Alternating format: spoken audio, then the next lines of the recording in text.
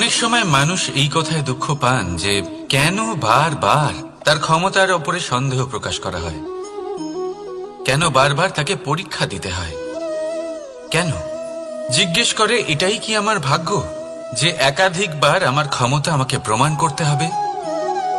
মানুষ মনে করে এ হলো দুর্ভাগ্য। আমি মনে করি এ হলো সৌভাগ্য। কিভাবে? সন্দেহ কার উপরে করা হয়? সোনার বিশুদ্ধতাকে নিয়ে, লোহাকে নিয়ে নয়। বিশুদ্ধতার নিরিখে বারবার তাকে পরীক্ষা করা হয়, তামাকে করা হয় না। রত্নকারের আঘাত হীরেকে সহ্য করতে হয়, কোনো কাঁকরকে নয়। সেই জন্য নিজের ভাবনাকে ধন্যাত্মক করে তুলুন। জীবনে যত পরীক্ষায় আসুক না কেন, হাসি মুখে তার সম্মুখীন হন, তাতে উতলা হবেন না। আর তারপর দেখবেন আপনার অন্তরের এই রত্ন আপনার জীবনকে উজ্জ্বল করে তুলবে। তাহলে আসুন আমার সাথে ভালোবেসে বলুন, রাধা রাধা। এমন একটা ভ্রান্ত ধারণা রয়েছে যে সবকিছু ভাগ্যের দ্বারা পাওয়া যায়, কিন্তু ভাগ্য, প্রারব্ধ এ তো সকলের জন্যই সমান হয়। এটা তো ব্যক্তির উপরে নির্ভরশীল হয়, তার আকাঙ্ক্ষার উপরে নির্ভরশীল হয়, বাসনার উপরে নির্ভরশীল হয়, স্বভাবের উপরে নির্ভরশীল হয় যে উনি সেটা নিয়ে কি করেন। দেখুন, এই প্রসাদ কিন্তু সকলকেই দেওয়া হয়, কিন্তু তা গ্রহণ করবেন কিভাবে সেটা ব্যক্তির উপরে নির্ভর করে। আপনাকে এক উদাহরণ দিই। যেমন ধরুন, দুজন মানুষকে আমি একটা করে মাটির ডেলা দিলাম, সেটা নিয়ে তারা কি করবেন? একজন মানুষ তার ছোট ছোট ডেলা বানাবেন আর পথযাত্রীদের ওপরে ছুঁড়ে মারবেন, হাসি ঠাট্টা করবেন, তাদের বস্ত্র নোংরা করে দেবেন, সেটাতেই উনি আনন্দ পাবেন। অন্যদিকে দ্বিতীয় ব্যক্তি সেই মাটির ডেলা দিয়েই নিজের জন্য একটা কুঁড়ে ঘর বানাবেন। সেই কুঁড়ে ঘর যা রোদেতে, বৃষ্টিতে, ঝড়ে তাকে সুরক্ষিত রাখবে। অনুভূতি, এই অনুভূতি বদলাতে শিখুন। এই অনুভূতি অত্যন্ত গুরুত্বপূর্ণ। ভালোবাসাতেও এই অনুভূতি হলো অত্যন্ত গুরুত্বপূর্ণ। ভালোবাসা সে বন্ধুর সাথে হোক, মা বাবার সাথে হোক, ভাই বোনের সাথে হোক, স্ত্রীর সাথে হোক, যে কারোর সাথে হোক। মনে রাখবেন, এই হলো সেই অনুভূতি যা আপনার ভাগ্য নির্ধারণ করে থাকে। তাহলে আসুন আমার সাথে প্রেমের অনুভূতি নিয়ে বলুন, রাধা রাধা। আমরা মানুষেরা কি অদ্ভুত, তাই না? যখন ভুল আমরা করি তখন আমরা চাই আপোষ করে নিতে। এই ভুলই যদি অন্য কেউ করে তখন আমরা চাই ন্যায় হোক। কেন? একই পরিস্থিতিতে দুই রকম আচরণ কেন?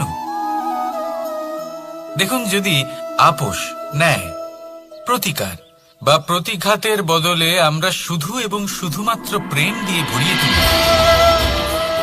তাহলে না আমাদের আপোষ করে নেবার আশা। আপনি কি কখনো আয়না দেখেছেন? আমাদের মধ্যে এমন কে আছেন যিনি আয়না দেখেননি? সকলেই আয়না দেখেছেন, আয়নায় নিজের প্রতিবিম্বও দেখেছেন। কিন্তু কেউ কি ভেবে দেখেছেন আয়নার পেছনে কি আছে? সেই প্রতিবিম্বের পেছনে কি আছে? দেখুন, যেভাবে এটা হয়, সেই কাচের পেছনে পারদ ধাতুর একটা স্তর দেওয়া থাকে, যে কারণে আমরা যখন দেখি তখন নিজের প্রতিবিম্ব দেখতে পাই। অর্থাৎ এই কাচ এমন ভাবে তৈরি করা হয় যে আলোর প্রকাশ যেদিক থেকে আসে সেই দিকেই আবার ফিরে যায়। সেই জন্যই এটাকে আয়না বলা হয়। এটাই হলো সবার জীবনেরও সত্য। যদি আমরা আমাদের সম্পূর্ণ মনোযোগ শুধু লক্ষ্যের দিকে কেন্দ্রীভূত করি, এদিক ওদিক বিক্ষিপ্ত না হই, তাহলে না শুধু আমরা নিজের লক্ষ্য প্রাপ্তিতে সফল হব, বরং আমরা অন্যের পথপ্রদর্শক হিসেবেও সাফল্য পাব। তাহলে আপনি কি হতে চাইবেন এমন একজন ব্যক্তি? সিদ্ধান্ত আপনার। রাধা রাধা। পাওয়া এবং হারিয়ে ফেলা, এই দুই হলো জীবনের অভিন্ন অঙ্গ। আমরা যেমন কিছু পেয়ে থাকি তেমন কিছু হারিয়েও থাকি। কিছু স্বপ্ন সার্থক হয়, আবার কিছু লক্ষ্য অপূর্ণই থেকে যায়। জীবনে এটা হয়েই থাকে, প্রত্যেকের জীবনেই এটা হয়ে থাকে। কিন্তু কারোর সাথে দেখা হলে আমরা কি ধরনের কথা বলি? আমরা সেই কথাই বলি যা আমরা হারিয়েছি। নিজেও দুঃখ পাই, আবার সামনের মানুষটাকেও দুঃখ দিই। তার থেকে অন্যরকম কিছু করার চেষ্টা করুন, ধন্যাত্মক চিন্তা করার চেষ্টা করুন।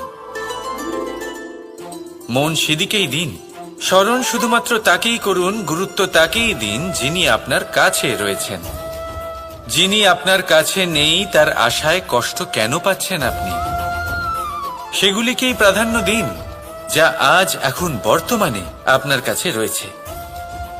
যেমন আমি কংস মামাকে স্মরণ করি না যিনি আমার ছেলেবেলা নষ্ট করে দিয়েছেন। আমি স্মরণ করি আমার যশোদা মাকে, আমার বলরাম দাদাকে, আমার রাধাকে, যারা আমার জীবনকে ভরিয়ে তুলেছেন। আপনিও ঠিক এটাই করুন আর আমার সাথে ভালোবেসে বলুন, রাধা রাধা। সকলে বলেন এবং আমিও বলি যে মানুষ যেমন সঙ্গে মেলামেশা করেন সেরকমই তার স্বভাব হয়ে যায়। এ হলো সত্য, কিন্তু এটা হলো অর্ধ সত্য। হ্যাঁ, বৃষ্টির ফোঁটা যখন সাপের মুখে যায় তখন তা বিষে পরিণত হয়, তাই যখন ঝিনুকের মধ্যে যায় তখন তা মুক্ততে পরিণত হয়। কিন্তু কোনো ব্যক্তির স্বভাব এ হলো অত্যন্ত গুরুত্বপূর্ণ। কোনো এক ফুলের কথা ভাবুন, সেই ফুলের সাথে জড়িত সেই কাঁটাগুলোর কথা ভাবুন। সহস্র বছর ধরে সেই কাঁটা ফুলের সাথেই লেগে রয়েছে, কিন্তু আজও সেই বিধেই যায়, সেই যন্ত্রণাই দেয়, সুবাস ছড়ায় না। কেন? কারণ বিধে যাওয়া কাঁটার স্বভাব হয়। এটা বোঝেনি। সর্বপ্রথম নিজের মনের ভাবকে বদলাতে শিখুন, তারপরই আপনার সঙ্গের প্রভাব পাল্টাতে পারে। আর যদি আপনি এরকম করেন তাহলে আপনার জগৎ প্রশান্তিতে ভরে যাবে। তাহলে আসুন আমার সাথে ভালোবেসে বলুন, রাধা রাধা। ভাবনা, এই ভাবনা সত্যি হয়ে সামনে আসে, এটা হলো কঠোর সত্যি।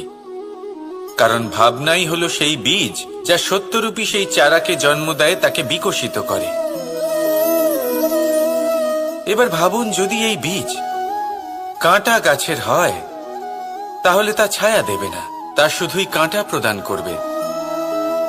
সেইখানেই যদি এই বীজ বট গাছের হয় তাহলে তা এমন এক গাছে পরিণত হবে যা অনেক বছর ধরে অনেক মানুষকে ছায়া প্রদান করবে, পাখিদের বাসা হবে। সেইভাবেই এই ভাবনা, যদি এই ভাবনা নিচু মানের হয় তাহলে আপনাকে আশঙ্কিত করবে, যদি এই ভাবনা উচ্চ মানের হয় তাহলে আপনাকে সমাধান দেবে। সেই জন্য ভেবেচিন্তে নিজের এই ভাবনা চয়ন করুন। এই ভাবনা আপনাকে আশঙ্কাও দিতে পারে, সমাধানও দিতে পারে। কি নির্বাচন করবেন আপনি, শঙ্কা নাকি সমাধান? নিচু মানের ভাবনা নাকি বড় মাপের ভাবনা? সিদ্ধান্ত আপনার। আসুন আমার সাথে ভালোবেসে বলুন, রাধা রাধা। জীবন এবং মৃত্যু, এই দুই হলো জীবনের দুটি অটল সত্য। যিনি জন্মগ্রহণ করেছেন তিনি মৃত্যু লাভ অবশ্যই করবেন, এই হলো নিয়তি। এবার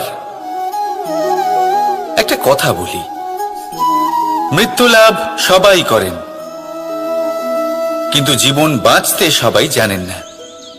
সারা জীবন কেটে যায় কিন্তু জীবন ভালো করে বাঁচতে পারেন না, বুঝতেই পারেন না কি করা উচিত। জীবন বাঁচলেও কিভাবে বাঁচবেন?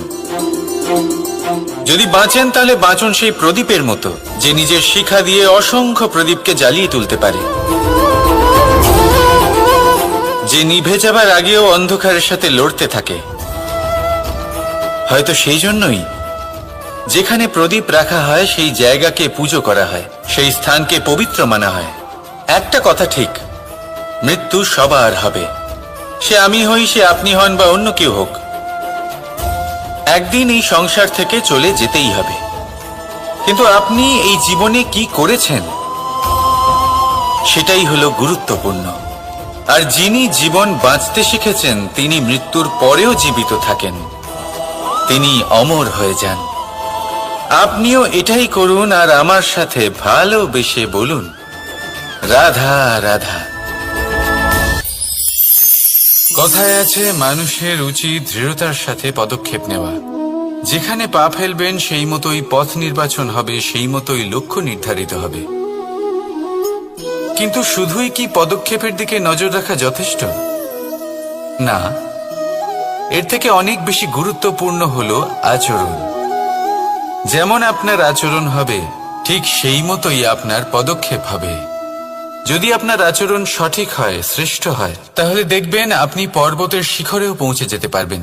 কিন্তু যদি সঠিক না হয়, তাহলে ওই শিখর থেকে নিচেও পড়ে যেতে পারেন। হ্যাঁ, গতির জন্য পদক্ষেপের উপর নজর রাখা গুরুত্বপূর্ণ, কিন্তু প্রগতির জন্য আচরণই হলো গুরুত্বপূর্ণ।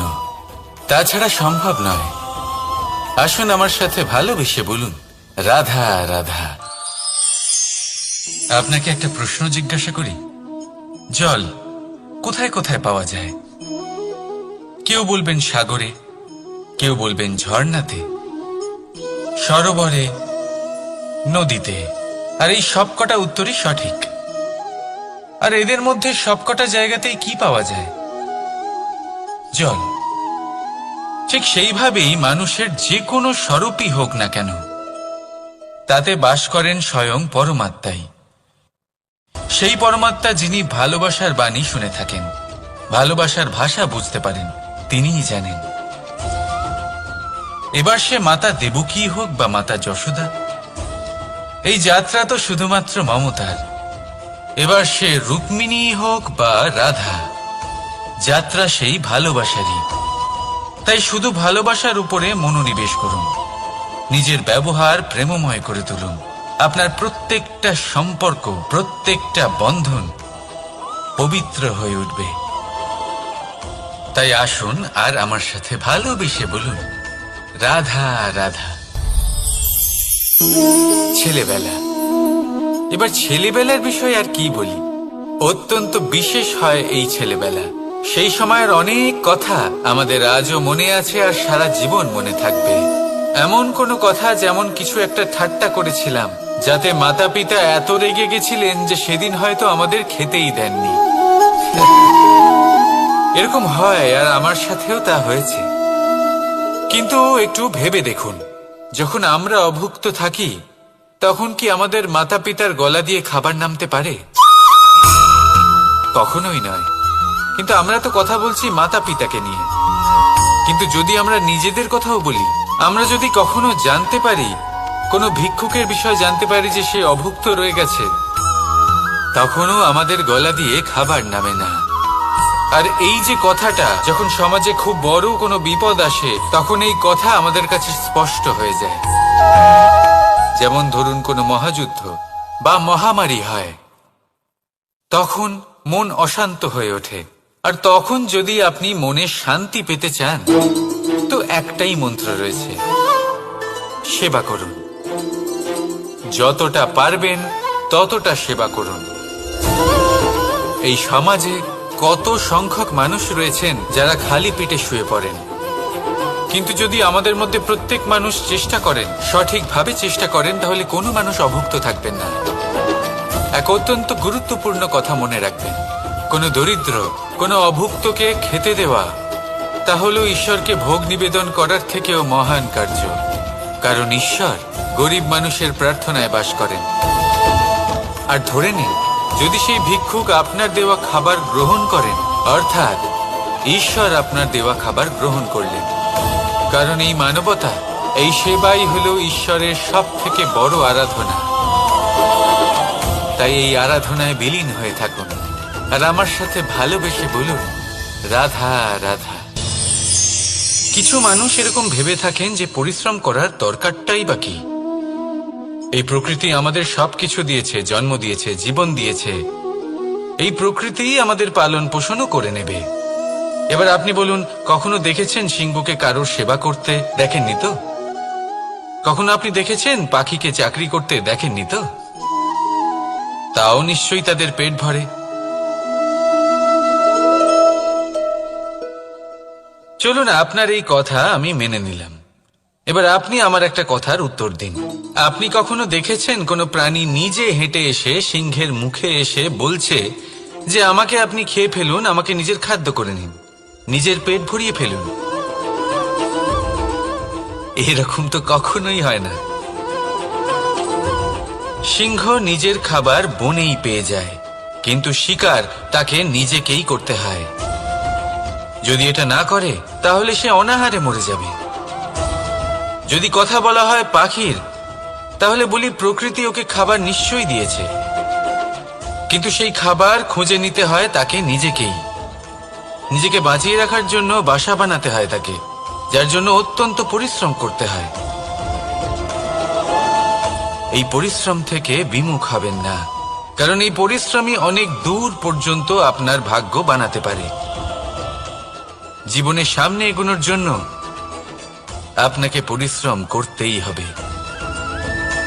তাহলে আসুন আমার সাথে ভালোবেসে বলুন, রাধা রাধা।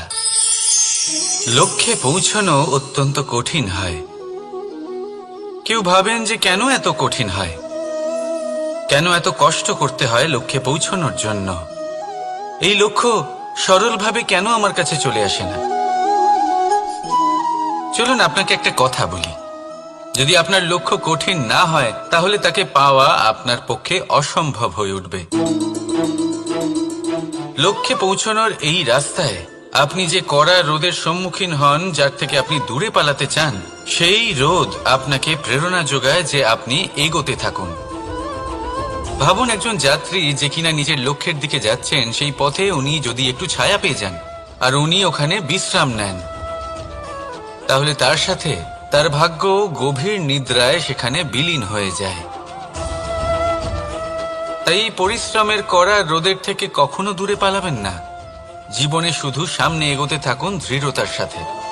আর লক্ষ্য সরল হোক, কঠিন হোক বা অত্যাধিক কঠিন হোক, একটা কথা মনে রাখবেন, যে জীবনের লক্ষ্যে পৌঁছতে পেরেছে সে লক্ষ্য প্রাপ্তির জন্য আফসোস কখনোই করে না। রাধা রাধা। যে কোনো বস্তুর বা প্রাণীর আকার, স্থিতি, পরিস্থিতি বা শক্তি দেখে আপনি কি তার ক্ষমতার অনুমান করতে পারবেন? কখনোই না। আসুন আমি আপনাকে উদাহরণ দিই একটা তলোয়ারের। সেই তলোয়ার যার দ্বারা আপনি অনেক বড় বড় যুদ্ধ জেতেন, বড় বড় রাজাদের পরাস্ত করতে পারেন। এবার আপনি যদি এই তলোয়ার কাউকে দেখিয়ে তার থেকে তার বস্ত্র ছিনিয়ে নেন, তাহলে দেখবেন যখন সেই বস্ত্র ছিঁড়ে যায় তখন একটা ছোট্ট সূচি চমৎকার করতে পারে। তখন এই তলোয়ার কোনো কাজে লাগবে না। সেইভাবেই একটা মাছ কখনো বনে গিয়ে শিকার করতে পারে না, আর সেইভাবেই সিংহ জলের রাজা হতে পারে না। প্রত্যেকের নিজের নিজের দুর্বলতা রয়েছে, প্রত্যেকের নিজের নিজের শক্তি রয়েছে। আর এই প্রকৃতি সবাইকে এইভাবেই বানিয়েছে যে প্রত্যেকের মধ্যে কোনো না কোনো বিশেষ গুণ অবশ্যই থাকে। তাই যদি আপনি নিজের মধ্যে বা অন্যদের মধ্যে শুধুই দোষ দেখতে পান, তাহলে একটু উপর থেকে দেখুন। সবার মধ্যে বিশেষ গুণ খুঁজে দেখতে শুরু করুন। আপনি বুঝবেন আপনি নিজেও কত বিশেষ আর অন্যরাও কত বিশেষ। আপনি বুঝবেন এই সংসার, এই প্রকৃতি হলো কতটা বিশেষ। তাহলে আসুন আমার সাথে ভালোবেসে বলুন, রাধা রাধা। প্রেম। সমগ্র ব্রহ্মাণ্ডে সব থেকে কঠিন যাত্রা প্রেমেরই হয়, আর হবে নাই বা কেন? যা সমগ্র সংসারে শক্তিরূপে বয়ে চলেছে, সেই পথে যাত্রা সহজ কিভাবে হতে পারে? এবার এই যাত্রা শুধুমাত্র নায়ক বা নায়িকার মধ্যেই হয় না। এই যাত্রার মধ্যে দিয়ে সবাইকেই যেতে হয় যারা ভালোবাসেন। সেই মানুষকে ধাক্কা খেতে হয়, বাধা বিপত্তির সম্মুখীন হতে হয়, কাঁটা সহ্য করতে হয়, আর এটাই হয়ে থাকে। আর এই যে ভালোবাসা, যা যে কারোর মধ্যে হতে পারে, যেমন মা এবং সন্তান, তাদের ভালোবাসা, যেমন মা দেবকী এবং মা যশোদা আমাকে ভালোবাসেন, তাদের সেই ভালোবাসার যাত্রা। যেমন রাধা, রুক্মিণী, এদের ভালোবাসার যাত্রা। যেমন দুই পুরুষের মধ্যে বন্ধুত্বের ভালোবাসার যাত্রা। যেমন সুদামা। আপনাকে ভালোবাসার বিষয়ে একটা অত্যন্ত গুরুত্বপূর্ণ কথা বলে দিই। ভালোবাসা প্রথমে আপনাকে নিজের নৌকায় পরখ করে নেয়, তারপর প্রেমের যাত্রাপথে আপনাকে কষ্ট দেয়, তারপরে লক্ষ্যে আপনাকে পৌঁছে দেয়। এবার একজন সখার তার সখার সাথে ভালোবাসার এই যাত্রা শুরু হতে চলেছে। রাধা রাধা। বিনম্রতা। এই সংসারে অনেক সময় বিনম্র হওয়াকে মাথা নত করা ভেবে ফেলা হয়। আপনি অনেকবার মানুষকে এটা বলতে শুনে থাকবেন যে আমি কখনো কারোর সামনে মাথা নত করি না, কখনো নত হই না, আমি ভেঙে যাব কিন্তু কারোর সামনে নিচু হব না। এবার দেখুন, এই সমস্ত কথা মনের মধ্যে অহংকার উৎপন্ন করে। অহংকার মানুষকে তার পতনের দিকে নিয়ে যায়। একটা গুরুত্বপূর্ণ কথা বুঝে নিন, কারোর সামনে বিনীত হবার মানে এটা নয় যে সামনের মানুষ আপনার থেকে বেশি প্রভাবশালী বা তা হয়ে উঠছেন। এটার মানে এটাও নয় যে আপনি হেরে গেছেন বা হার স্বীকার করে নিচ্ছেন। বুঝে নিন, বেশিরভাগ সময় বিনীত তিনিই থাকেন যিনি আপনার থেকে উঁচু স্থানে আছেন। তাই আপনাকে সেভাবেই কথা বলতে হয়। কারোর সামনে বিনীত হলে, নিচু হলে আপনার স্থান ছোট হয়ে যায় না, কিন্তু আপনার সামনের ব্যক্তির মনে আপনার জন্য সম্মান আর ভালোবাসা অবশ্যই বাড়ে। আপনার অস্তিত্ব বিশাল হয়ে ওঠে। তাহলে নির্বাচন হলো আপনার। কি চয়ন করবেন, বিনম্রতা নাকি অহংকার? রাধা রাধা।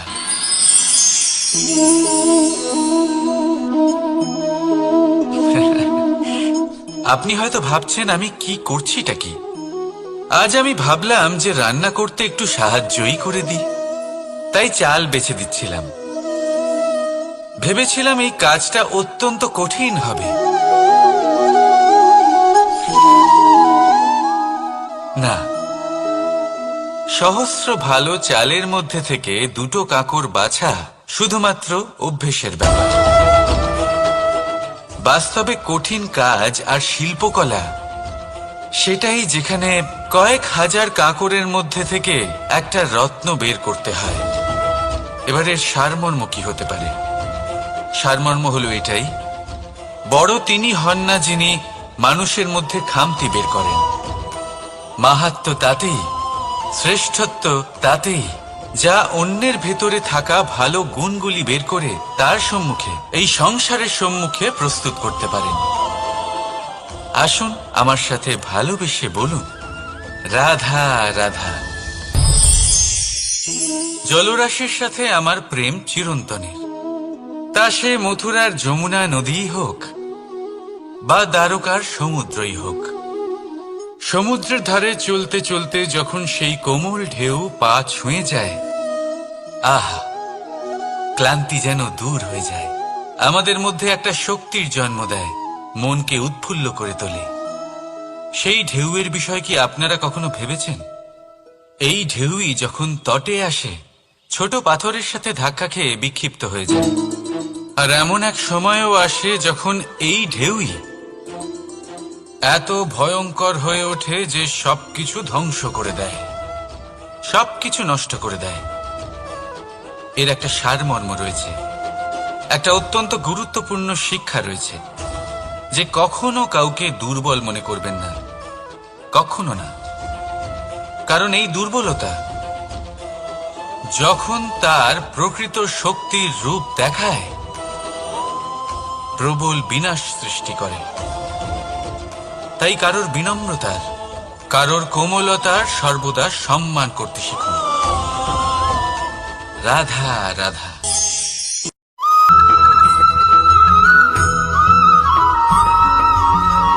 একটা বিচিত্র প্রবৃত্তি থাকে, অন্য সকলের বিষয়ে, তাদের জীবনের বিষয়ে, তাদের ব্যক্তিত্বের বিষয়ে, তাদের ভবিষ্যতের বিষয়ে অনুমান করা। এটা হলো অনুচিত। কারোর অতীতকালকে দেখে লোকে ভবিষ্যৎ বলে দিতে পারেন, বর্তমানকে দেখে ভবিষ্যতের বিষয়ে অনুমান করে ফেলেন। উদাহরণ দিতে হলে বলবো, কোনো দাসকে দেখুন, ওকে দেখে লোকে বলে যে ওর ভবিষ্যৎ সেটাই হতে পারে, অনুমান করে ফেলেন। আর এই রাজাকে দেখুন, উনি তো কত সুখী হবেন, উনি তো জগতের সব থেকে অধিক সুখী মানুষ, কত সুখ সুবিধা আছে ওনার কাছে ধারণা করে ফেলেন। তবে সত্য তো এটাই যে কারোর ব্যক্তিত্বের বিষয়ে, তাদের ভবিষ্যতের বিষয়ে আপনি পূর্ণ সত্য কখনোই বলতে পারবেন না, শুধু অনুমান করতে পারবেন। আর এই অনুমান করে সত্যি কোনো লাভ হয় না, কারণ এই কাল সেটা হলো অত্যন্ত শক্তিশালী। কালো থেকে কালোতর কয়লাকেও হিরেতে পরিণত করতে পারে, অনেক বড় বড় রাজাকেও বিদূষক বানিয়ে ফেলতে পারে এক মুহূর্তেই। তাহলে আপনি অনুমান করে কি লাভ? কি পেলেন অনুমান করে? সেই জন্য কারোর বিষয়ে কোনো অনুমান করবেন না, তার ভবিষ্যতের বিষয়ে অনুমান করতে যাবেন না, কারোর বিষয়ে কোনো ধারণা করে নেবেন না। কিছু করতে হলে ভালোবাসুন, সবার মধ্যে ভালোবাসা ছড়ান, সবার মধ্যে ধন্যাত্মক ভাব ছড়ান। এই মন প্রসন্ন হয়ে বলবে রাধা রাধা।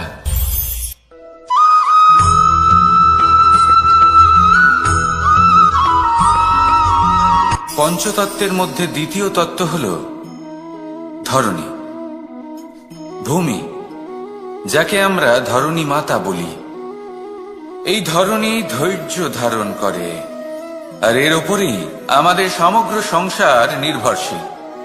কারণ এই ভূমি সহ্য ক্ষমতা রাখে, এর সহ্য ক্ষমতা হল অপরিসীম। সন্তান যতই আঘাত প্রদান করুক না কেন, প্রেম পূর্বক সহ্য করে, আর তার বদলে অমূল্য রত্ন প্রদান করে।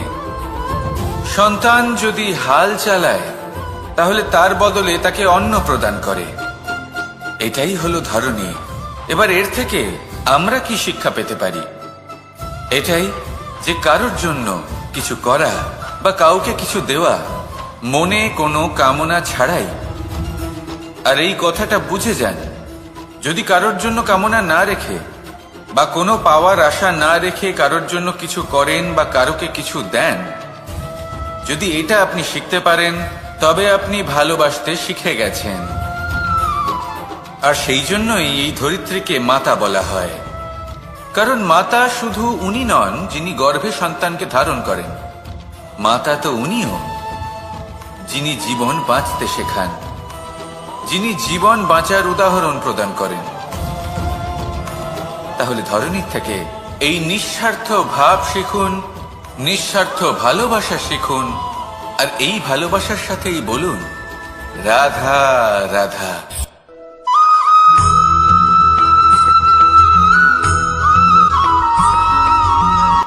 সংসারে আমাদের জীবনে যখন কোনো সুখ বা দুঃখ আসে, তার জন্য আমরা কাউকে না কাউকে অবশ্যই দায়ী করে থাকি, তাই না? এই ব্যক্তি আমাদের সাথে এরকম কাজ করেছেন, তাই আমার সাথে এমন হলো। ওই ব্যক্তি যদি এমনটা না করতেন, তাহলে আজ আমি ওই স্থানে পৌঁছতে পারতাম। সবই আপনার দৃষ্টিভঙ্গির ওপর নির্ভরশীল। আর যদি আপনার দৃষ্টিভঙ্গি এমন হয়, তাহলে তা অনুচিত। সত্যি কথা বলতে এই সংসারে ভিন্ন ভিন্ন ধরনের মানুষ আছে। এটা আপনার উপর নির্ভর করছে কিভাবে তাদের স্বাগত জানাবেন। একবার ভাবুন, আমি আমার দুটো হাত সামনে নিয়ে এলাম, দুটো মুঠো খুলে দিলাম। দুই প্রকারের মানুষ আসবেন, কিছু না কিছু দিয়ে যাবেন। এই মুঠো যদি আমি বন্ধ করে দিই, তাহলে না কেউ আমাকে কিছু দিতে পারবে, না আমার কিছু যাবে আসবে। নিশ্চয়ই বুঝতে পারছেন এই দুই ধরনের ব্যক্তি কারা এবং তারা কি দিয়ে যান। আমি যদি নিজের মুঠো খুলে দিই, তাহলে কিছু ভালো মানুষ আসবেন, আমাকে আনন্দ, সন্তুষ্টি, জ্ঞান প্রদান করে যাবেন, ভালো অভিজ্ঞতা দিয়ে যাবেন। কোনো খারাপ ব্যক্তি যদি আসেন, তাহলে তিনিও খারাপ অভিজ্ঞতা দেবেন, যার থেকে আমি শিক্ষা লাভ করব।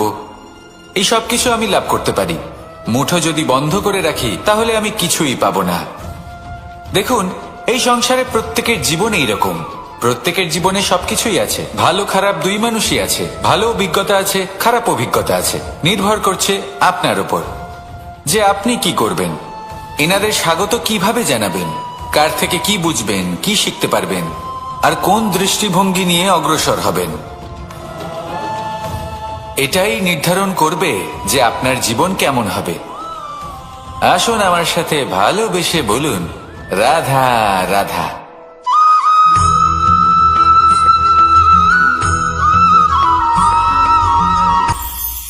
এটা হলো ধান গাছ।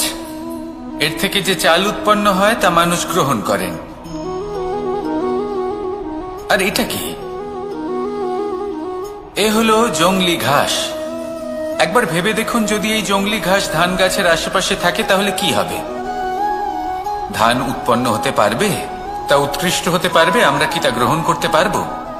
কখনোই নয়। এই জংলি ঘাস ধানকে নষ্ট করে দেবে, কিন্তু নিজে জীবিত থাকবে। এটাই হলো আজকের শিক্ষা।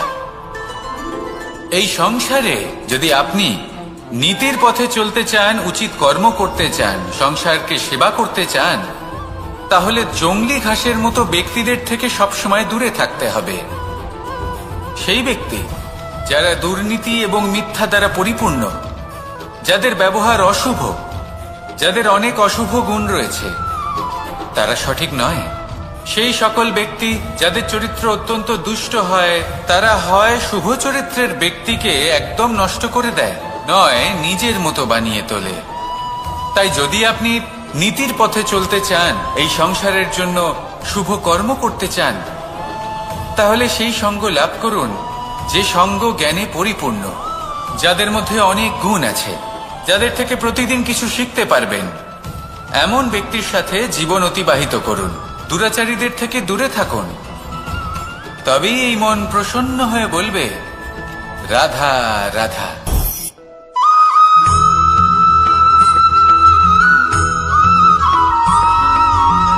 মানুষের মানসিকতা এমন হয় যে সে যতটা করে আশা করে যে তার থেকে অনেক বেশি তার বদলে সে পাবে। দেখুন, সবকিছুই আপনার ভাবনা চিন্তার উপর নির্ভর করছে। আপনি যদি ফলের বিষয়ে ভেবে কর্ম করতে থাকেন তাহলে সেটা অনুচিত। জীবনের আসল আনন্দ হলো নিজের কর্ম করতে থাকা, ফলের চিন্তা করা উচিত নয়। যদি আপনি এরকম ভাবেন যে আমি এতটা করছি, আমার এতটা পাওয়া উচিত, সেই ভাবনা অনুচিত।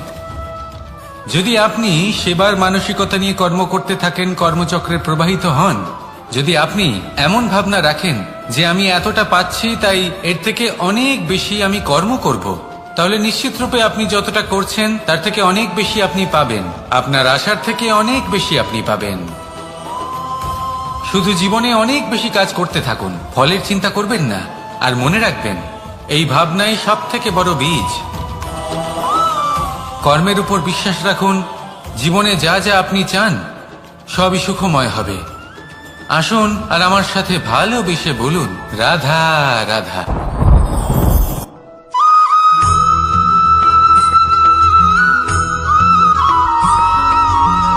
আপনি কখনো কোনো বাজকে নিজের বাসা বানাতে দেখেছেন?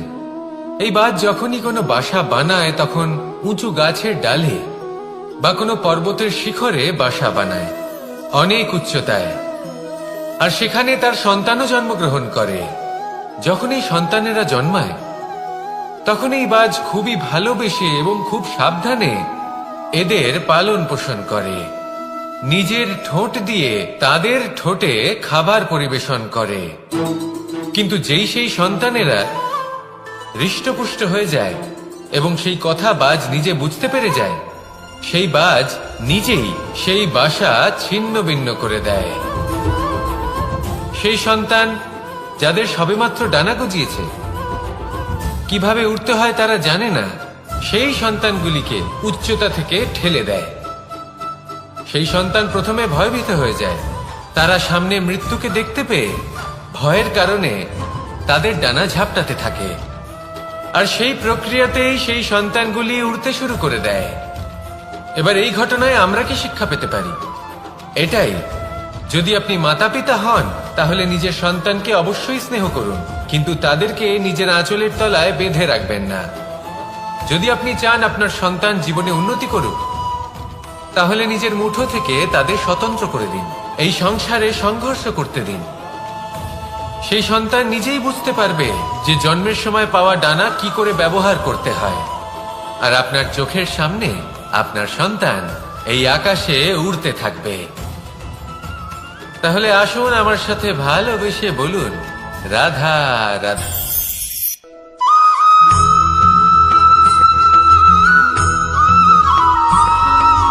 বসন্ত ঋতু, এই সময় মন আনন্দে ভরে থাকে। এমন মনে হয় যেন আমরা আকাশে বিচরণ করতে চলে যাই, কিন্তু সেটা তো সম্ভব নয়। সেই জন্য হয়তো আমরা ঘুড়ি ওড়াই, এই ঘুড়িকে নিজেদের প্রতিরূপ মনে করে। এবার অনেক মানুষ আছেন যারা ঘুড়ি ওড়ান, কিন্তু এই কর্মের সারমর্ম কি সেটা কজন বুঝতে পারেন? আপনি এটা মনে করুন যে আপনি হলেন সেই ঘুড়ি, আর এই সুতো যিনি ধরে রয়েছেন তিনি হলেন পরমাত্মা। আর এই সুতো যেখান থেকে শুরু হয় সেই লাটাই হলো আমাদের কর্মচক্র। এবার আপনি নিজেই অনুমান করুন যে এই উড়ান কার ওপর নির্ভরশীল, পরমাত্মার ওপর আর আপনার কর্মের ওপর। যদি পরমাত্মা আপনার হাত ধরে থাকেন, আপনার সাথে থাকেন, যদি আপনি শুভ কর্ম করতে থাকেন, আপনি এই আকাশে উড়তে থাকবেন। কিন্তু কোথাও কোথাও যদি পরমাত্মার সাথে এই বন্ধন ছিন্ন হয়, আপনার কর্মচক্র খারাপ হয়ে যায় বা থেমে যায়, তাহলে আপনার এই ঘুড়ি কেটে যাবে আর দূরে কোনো গাছের ডালে গিয়ে আটকে যাবে। তাই শুধুমাত্র ঘুড়ি ওড়াবেন না, তার থেকে শিখুন, পরমাত্মার সাহচর্যে থাকুন, সবসময় শুভ কর্ম করতে থাকুন আর সবসময় এই আকাশে উড়তে থাকুন। আসুন আর আমার সাথে ভালোবেসে বলুন, রাধা।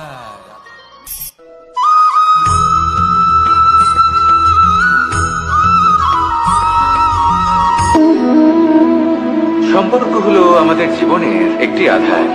কিছু সম্পর্ক এমন যে আমরা জন্মসূত্রে লাভ করি, যেমন পরিবার, মা বাবা। কিছু সম্পর্ক আছে যে আমরা জীবনে অর্জন করে থাকি, তা সে প্রেমের হোক, স্নেহের হোক বা বন্ধুত্বের। এই সকল সম্পর্ক লাভ করার বা গড়ে তোলার 5টি ধাপ রয়েছে। প্রথম ধাপ, কোনো ব্যক্তির সাথে আলাপ হওয়া, তার সাথে কথা বলা বা তাকে দেখা। দ্বিতীয় ধাপ, সে ব্যক্তিকে আমাদের ভালো লাগা। তৃতীয় ধাপ, আমাদের এটা চাইতে শুরু করা যে জীবনে এই ব্যক্তি যেন আমাদের বন্ধু হন, আমাদের জীবনে থাকে, বা আমাদের কাউকে ভালোবেসে ফেলা আর এটা আমাদের ভাবা বা চাওয়া যে সেই ব্যক্তি যেন আজীবন আমার সাথে থাকেন, আমার জীবনে আমার সাথী হয়ে। চতুর্থ ধাপ, লাভ করা। এবার এই ধাপটি অনেক মানুষের পক্ষেই খুবই সরল হয়, বড়ই সরল ভাবে নিজেদের সঙ্গীকে লাভ করে থাকে। কিছু মানুষের জন্য এই ধাপ অত্যন্ত কঠিন হয়ে থাকে। অনেক প্রতিকূল পরিস্থিতির উপর জয়লাভ করে তারা সঙ্গীকে লাভ করেন, কিন্তু লাভ অবশ্যই করেন। এরপরে আসে পঞ্চম, অন্তিম এবং সব থেকে গুরুত্বপূর্ণ ধাপ। সেটা হলো সেই সম্পর্ক পালন করা। এটা হলো এমন এক বিষয় যা প্রত্যেক মানুষের শেখা উচিত। যদি ব্যক্তি নিজের জীবনে সম্পর্ক রক্ষা করতে শিখে যান, তবে প্রত্যেক সম্পর্ক তার জীবনকে স্বর্গ করে তুলবে। আসুন আর আমার সাথে ভালোবেসে বলুন, রাধা রাধা।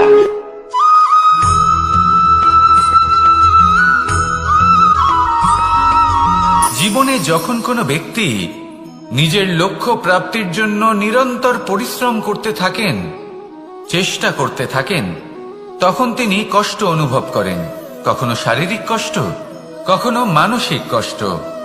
এবার উনি এটা ভাবতে থাকেন যে আমি কি উচিত করছি নাকি অনুচিত করছি। কারণ অন্যদিকে এমন একজন ব্যক্তিও আছেন যিনি একদমই পরিশ্রম চেষ্টা করছেন না। তিনি মদিরা পান করেন, বিলাসিতায় জীবন কাটান, অলস প্রকৃতির হয়ে ওঠেন, নিদ্রাতে বিলীন হয়ে থাকেন আর ভাবেন যে তিনি সুখ লাভ করছেন। কিন্তু এরকম কেন হয়? কারণ যখন আমরা সৎ পথে থাকি, উচিত পথে চলি, লক্ষ্য প্রাপ্ত করার জন্য চেষ্টা করতে থাকি, তখন আমাদের ভেতরে থাকা নেতিবাচক শক্তি এবং পাপ এই দেহকে ত্যাগ করে দেয়। আর এই অনুভূতিটাই আমাদের দুঃখের অনুভূতি দেয়, কষ্ট দেয়। এবার সেখানে যদি আমরা কুপথে চলি, অনুচিত পথে চলতে থাকি, তাহলে আমাদের ভেতরে থাকা পুণ্য এবং ধনাত্মক শক্তি আমাদের দেহ ত্যাগ করে দেয়। আর এই অনুভূতির কারণেই আমরা সুখ অনুভব করি। কিন্তু কখনো ভাববেন যে এই সুখ বেশি সময় পর্যন্ত থাকে না। সেই জন্য সবসময় মনে রাখবেন, যদি আপনি জানেন যে এটাই আপনার লক্ষ্য, এটাই উচিত পথ, শুভ পথ, তাতে নিরন্তরভাবে এগিয়ে যেতে চেষ্টা করতে থাকুন। এই কষ্ট আপনাকে সুখের পরাকাষ্ঠায় কখন পৌঁছে দেবে তা আপনি জানতেই পারবেন না। আসুন আমার সাথে ভালোবেসে বলুন, রাধা রাধা।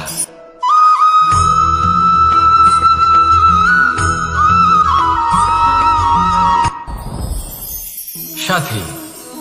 সাথী এই শব্দটির ব্যাখ্যা কে কিভাবে করে? মিত্র, সখা, বন্ধু। কিন্তু অর্থ একটাই, তিনি যিনি আপনার সঙ্গী হন আর তিনি যার সাথী আপনি হন। এবার সব থেকে বড় প্রশ্ন হলো এটাই যে তিনি কে হতে পারেন যাকে আপনি আপনার সাথী বলে মেনে নিতে পারেন, নিজের সখা, নিজের মিত্র, নিজের বন্ধু মেনে নিতে পারেন। আপনার সাথী হলেন তিনি যিনি দুঃখের সময় আপনার পাশে থাকবেন, আপনার হাত ধরে থাকবেন। আপনার সাথী হলেন তিনি যার হাত আপনি নিজের সুখের দিনে ধরে থাকবেন।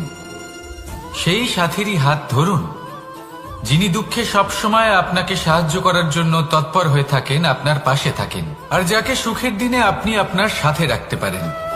আর যখন আপনার সাথে আপনার এই সাথী থাকবে তখন আপনি এটা বুঝবেন যে যখন জীবনে দুঃখ আসে তখন এই দুঃখ কমে যায়, সবার মধ্যে ভাগ হয়ে যায়।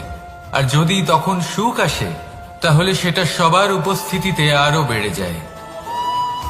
এটাই হলো প্রেম, এটাই হলো ভালোবাসা, এটাই হলো সঙ্গ, যেমন সম্পর্ক আমার আর রাধার মাঝে।